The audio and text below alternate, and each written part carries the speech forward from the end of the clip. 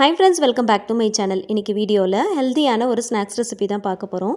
உங்கள் குழந்தைங்க ரொம்ப குச்சி மாதிரி ரொம்ப ஒல்லியாக இருக்கிறாங்க அப்படின்னா, அவங்களுக்கு வெயிட் கெயினுக்கு ஏதாவது ரெசிபி பார்த்துட்ருக்கீங்கன்னா கண்டிப்பாக அந்த ரெசிபி உங்களுக்கு ரொம்பவே யூஸ்ஃபுல்லாக இருக்கும்.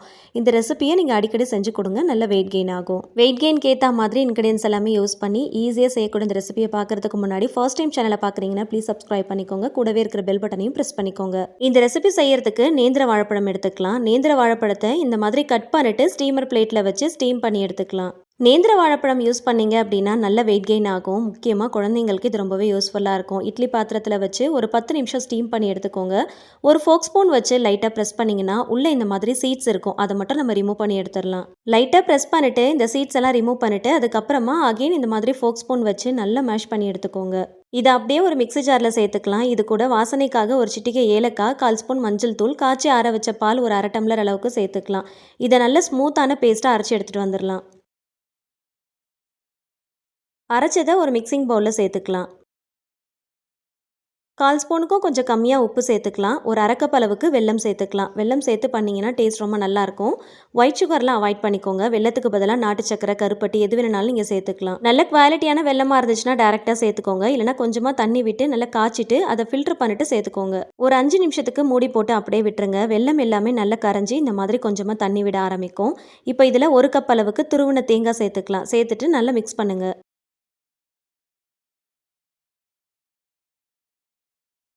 பேனில் ஒரு டேபிள் ஸ்பூன் கீ ஆட் பண்ணிக்கலாம். இந்த கீ கொஞ்சம் நல்லா மெல்ட் ஆக ஆரம்பிக்கும் போது நம்ம ரெடி பண்ணி வச்சுருக்கிறத இது கூட சேர்த்துக்கலாம்.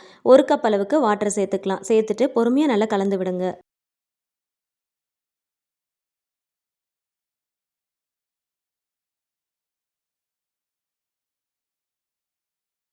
எல்லாத்தையும் ஒன்று சேர நல்லா கலந்ததுக்கு அப்புறமா 1 கப் அளவுக்கு அரிசி மாவு சேர்த்துக்கலாம். வறுத்த அரிசி மாவாக பார்த்து சேர்த்துக்கோங்க. சேர்த்துட்டு இதோடு சேர்த்து நல்லா கலந்து விடுங்க. கொதிக்கிறதுக்கு முன்னாடியே அரிசி மாவு சேர்த்து நல்லா கலந்தீங்கன்னா கொஞ்சம் கூட கட்டிப்படாமல் ஈஸியாக கலந்து எடுத்துடலாம்.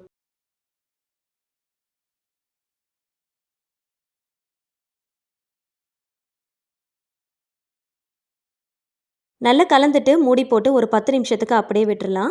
இந்த ஹீட்லேயே இது நல்லா வெந்துடும். இப்போ கையில் கொஞ்சமாக நெய் தடவிட்டு நல்லா ஒரு தடவை அழுத்தி நல்லா பிசைஞ்சு விட்டுக்கோங்க.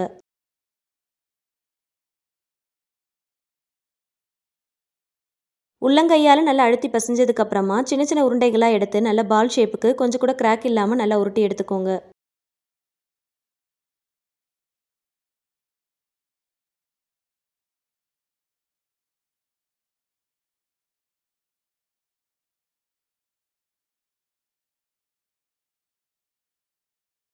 இந்த மாதிரி எல்லாத்தையுமே உருட்டி ஃபஸ்ட்டு ஒரு பிளேட்டில் எடுத்து வச்சுக்கலாம்.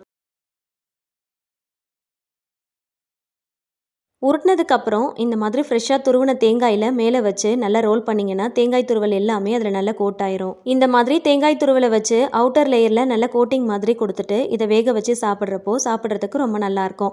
இட்லி பாத்திரத்தில் வச்சு கரெக்டாக ஒரு 15 நிமிஷம் வேக வச்சு எடுத்தால் போதும். இந்த மாதிரி ஸ்டீம் பண்ணி எடுத்ததும் வெளியில் வச்சு ஒரு 10 நிமிஷத்துக்கு நல்லா ஆற விடுங்க. அதுக்கப்புறமா எடுத்து சர்வ் பண்ணிக்கோங்க. இதை அழுத்தி பார்க்கும் போதே நல்ல பஞ்சு போல் நல்லா மெத்துன்னு இருக்கும். கண்டிப்பாக அந்த ரெசிபியை ஒன் டைமாவது ட்ரை பண்ணி பாருங்கள். நேந்திர வாழைப்பழம், தேங்காய், வெல்லம் வச்சு பண்ணியிருக்கிறதுனால டேஸ்ட் ரொம்ப நல்லாயிருக்கும். குச்சி மாதிரி இருக்கிற குழந்தைங்களுக்கு வெயிட் கெயின் ஆகணும் அப்படின்னு நினச்சிங்கன்னா கண்டிப்பாக நேந்திர வாழைப்பழம் யூஸ் பண்ணி இந்த மாதிரி ரெசிபியை செஞ்சு கொடுங்க. நேந்திர வாழைப்பழத்தை அப்படியே சாப்பிட்டோன்னா ஒரு சிறு புளிப்பு தன்மை இருக்கும்.